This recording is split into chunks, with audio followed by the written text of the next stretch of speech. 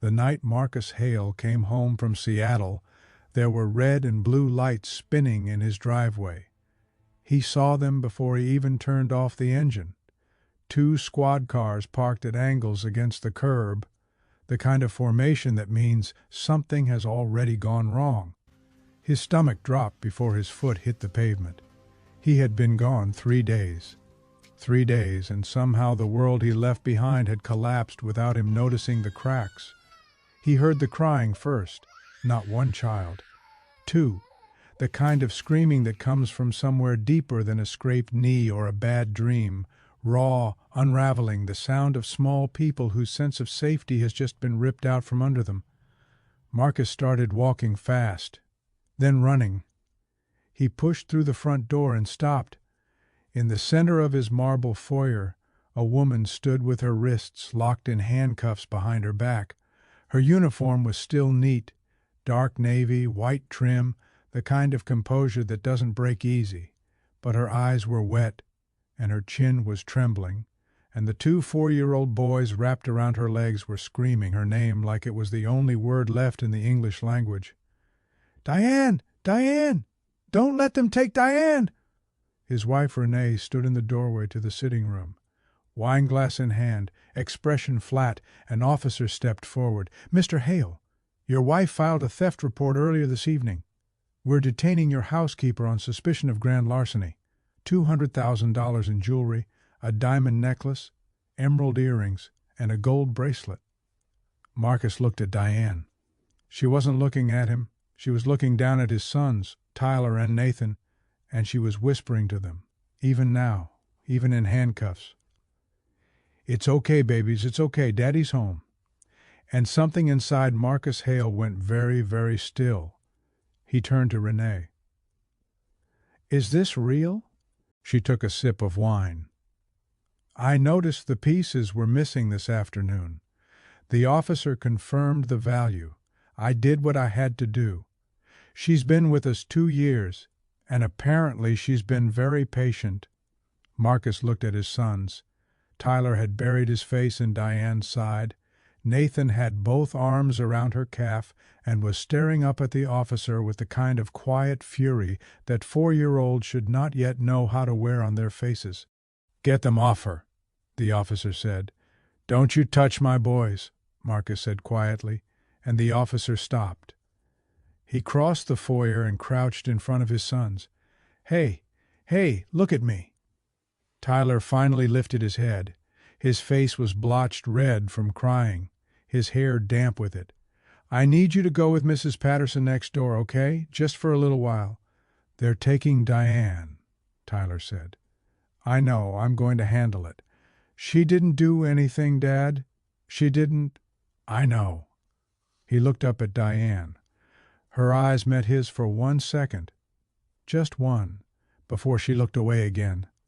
In that second, he saw exhaustion and humiliation and something else, something older, the look of a person who has learned not to expect to be believed.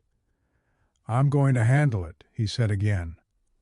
He stood up and turned to the officer. "What does the report say exactly?" "Mrs. Hale states the jewelry was kept in a dresser drawer in the master bedroom. She claims to have noticed the pieces missing around 4 this afternoon.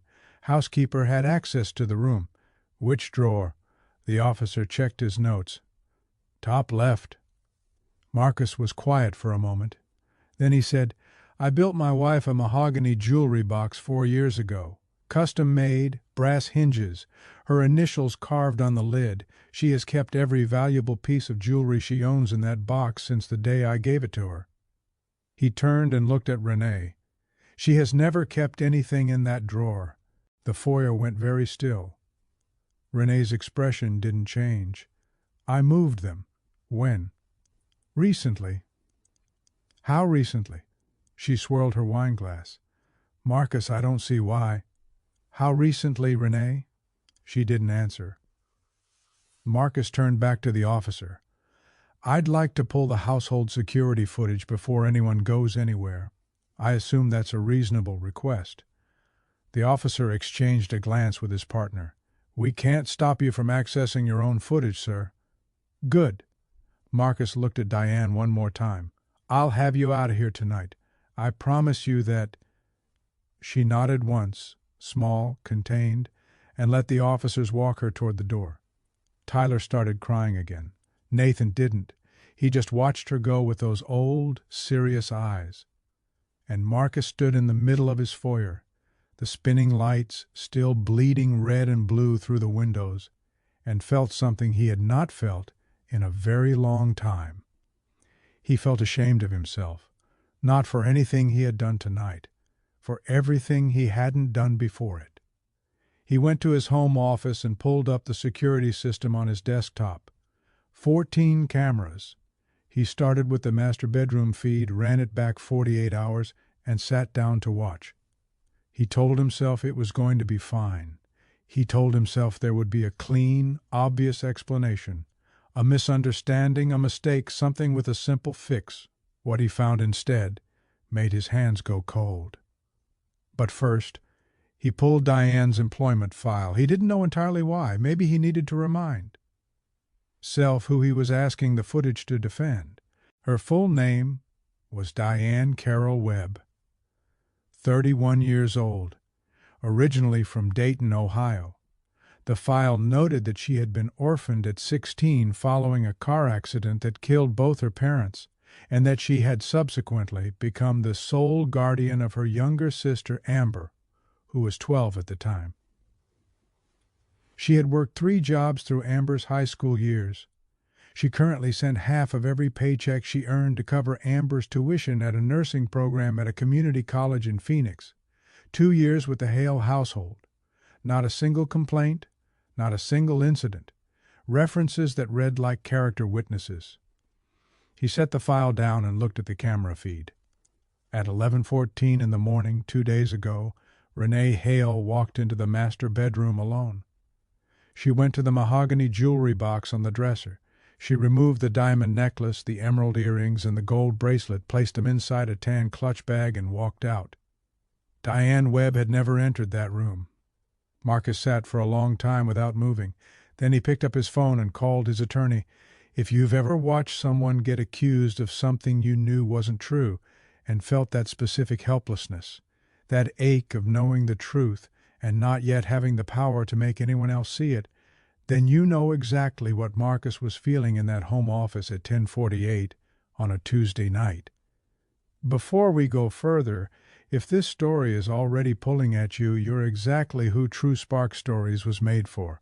Hit that subscribe button, turn on the notification bell, and drop your location in the comments. We want to know where in the world you're watching from. Let's keep going. His attorney's name was Gerald Bloom. 22 years in criminal defense, the kind of lawyer who answers his phone at 11 p.m. not because he has to, but because he has seen enough wrongful arrests to know that hours matter. In the hallway, he stood against the wall for a moment. Then he pulled out his phone and forwarded the security footage to Gerald, marked it urgent, and texted him one additional line: "Whatever it costs, get her out tonight." Across the city, in a holding room at the precinct on Vermont Avenue, Diane Webb sat on a concrete bench with her knees together and her hands folded in her lap. The fluorescent light above her buzzed. The walls were pale green and scuffed. Someone had scratched initials into the corner of the bench, and she found herself reading them over and over just to have something to do with her eyes. She was not going to cry. She had decided that on the ride over, sitting in the back of the squad car while the officer up front didn't look at her once. She had kept it together through the processing, through the photograph, through the moment they handed her a plastic bag for her watch and her earrings and made her feel like evidence. She was not going to cry. She thought about Amber instead. Amber was in Phoenix, probably just finishing a late study session. She would call in an hour and Diane wouldn't answer, and she would think nothing of it, assume she'd gone to sleep early. By morning, if Diane wasn't out, that would change. She couldn't let Amber find out this way. She couldn't let Amber think, even for a second, that all those nights of sacrifice had led here, to a concrete bench in a holding room with fluorescent buzzing and scuffed green walls. She prayed instead, quietly without moving her lips, the kind of prayer that isn't really asking for anything specific, just a reaching out, a reminder to herself that she had done nothing wrong, that the truth doesn't always come fast, but it comes. Back in the guest room, Tyler finally stopped moving in his sleep. Nathan lay still in the dark and didn't close his eyes for a long time. At 5:04 in the morning, Gerald Bloom walked into the precinct with a time-stamped security clip and a DA contact who owed him 2 favors. By 8:47, the grand larceny charge against Diane Webb had been dismissed. By 9:15, an investigation into Renee Hale for filing a false police report had been formally opened. Gerald texted Marcus a single word: done. Marcus was already dressed. He'd been awake since 3. He told Mrs. Patterson he'd be back within the hour. He didn't call ahead. He didn't send a car. He got in the Range Rover himself and drove to Vermont Avenue in the early morning quiet, the streets still gray and empty, the city not yet fully awake. He parked in the lot, walked to the front desk, gave his name, and then he waited. If you're still watching up to now, type "I'm still here" in the comments and tell us, do you think Marcus should have seen this coming? What would you have done differently? Let's talk about it. The door to the processing area opened at 9:31. Diane walked out slowly. Her uniform was wrinkled from the night on the concrete bench. Her hair, usually pinned back, had come loose around her face. She wasn't wearing her watch or her small gold earrings. They were in the plastic bag she carried at her side. There were faint marks on her wrists from the handcuffs. Not bruises yet, but the kind of redness that would bruise by afternoon. She stopped when she saw Marcus. She looked like she was waiting for something bad to happen, like a person who has been caught so many times by disappointment that hope had started to feel like a warning sign. He stood up. He didn't prepare a speech. He didn't rehearse anything on the drive over because he knew anything he rehearsed would come out wrong. "Let's go," he said. "The boys are waiting." She blinked, looked at the floor, nodded once. They walked out into the gray morning, and she didn't say a word until they reached the parking lot. And then she stopped walking. He turned around. She had both hands pressed against her face and her shoulders were shaking. Not crying, not yet, just trying very hard not to. He waited. "I never touched those pieces," she said. Her voice was muffled behind her hands. "I know. I have never taken a single thing from your house that wasn't mine. I know, Diane. I just need you to know that." "I know it," he said. "I saw the footage. Gerald saw it.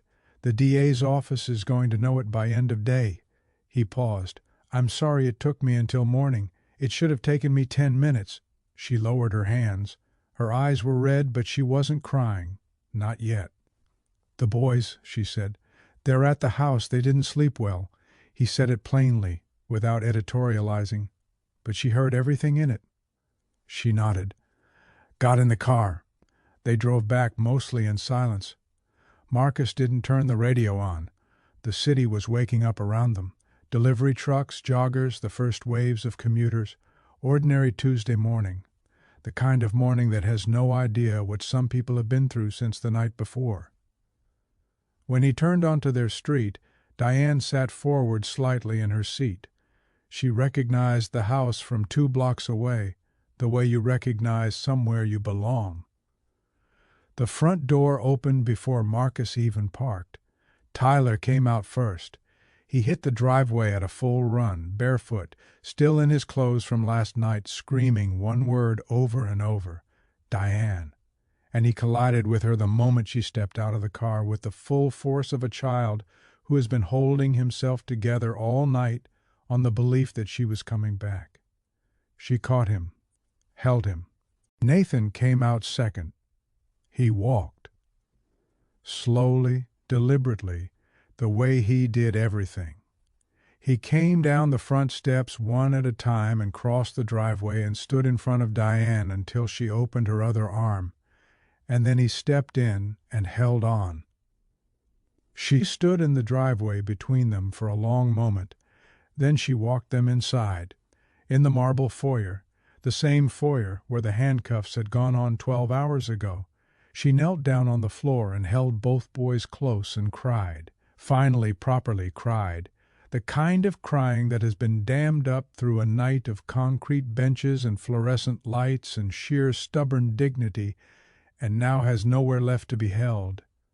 Nathan patted her back very seriously. Tyler just kept saying her name. Marcus stood at the door and watched and understood, perhaps for the first time in a long time, what it actually meant to provide for a family. What followed moved quickly, the way things do when momentum has finally turned.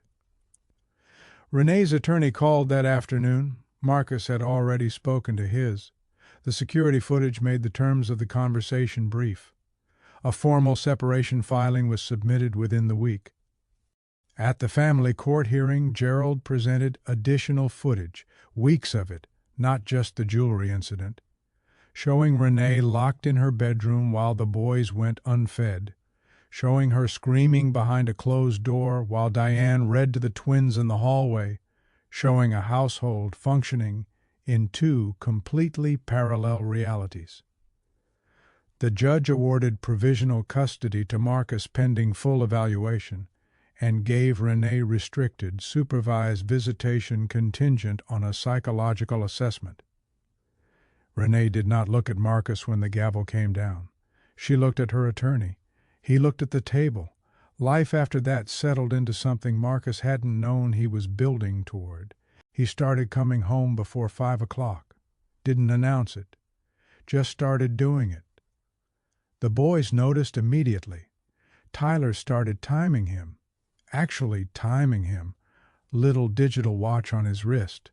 And would report the exact minute Marcus walked through the door with a seriousness that made the nanny, the housekeeper, the attorney, and eventually Marcus himself laugh every single time.